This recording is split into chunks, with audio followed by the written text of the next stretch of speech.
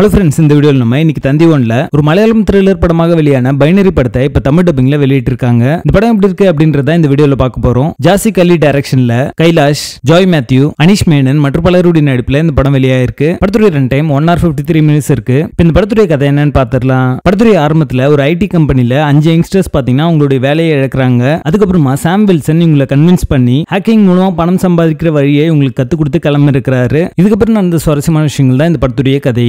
படத்துடைய positives and analysis ஏதே பார்த்துடலாம். இந்த படத்துல ஒரு நல்ல சோஷியல் மெசேஜை டெலிவர் பண்ணிருப்பாங்க. அது பார்க்கிறதுக்கு நல்லா இருக்கும். எப்படி பேங்க்ஸ்லாம் பாத்தீங்கன்னா நமக்கு தெரியாமே நிறைய அமௌண்ட் எடுத்துட்டு இருக்காங்க அப்படின்ற மாதிரியான அந்த கான்செப்டை ரொம்ப நாளாவே போர்ட்ரே பண்ணிருப்பாங்க.